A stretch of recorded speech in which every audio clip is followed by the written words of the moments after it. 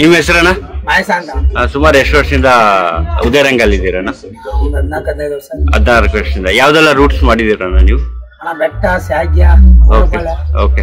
First trip ಎಲ್ಲಿಂದ start ಮಾಡ್ತೀರಾ? Chamarajanagar first trip. ಎಷ್ಟೊತ್ತು ಬಿಡ್ತೀರಣ್ಣ ಚಾಮರಾಜನಗರ? 3:45. ರೂಟ್ ಏನೇನ ಬರ್ತೀರಾ ಬೆಂಗಳೂರಿಗೆ? Murali, Honnur, Kesthur, Kollegal. Okay. Malavalli, Bengaluru non stop.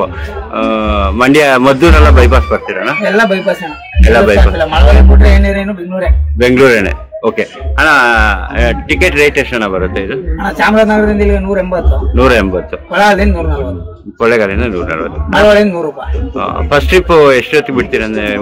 ಅಲ್ಲಿ ಬಿಡೋದಣ್ಣ 3:40. ಮತ್ತೆ ಕೆಂಗೇರಿ 6:15 ಕೆಂಗೇರಿ. ಮಾರ್ಕೆಟ್ ಬರೋತ್ತಿಗೆ 7:20, 7:30. ಮತ್ತೆ ಸೆಕೆಂಡ್ ಟ್ರಿಪ್ ಎಷ್ಟೊತ್ತಿಗೆ ಬಿಡ್ತೀರಣ್ಣ? ಮಾಮೂಲಿ 5:00 ಬಿಡ್ತೀವಣ್ಣ. 9:00 ನಗರ. 9:00 ನಗರ ಹೋಗ್ತೀರ. ನಿಮ್ಗೆ ಏನ್ ಅನ್ಸುತ್ತಣ್ಣ ಉದಯರಂಗದಲ್ಲಿ ಕೆಲಸ ಮಾಡೋದು?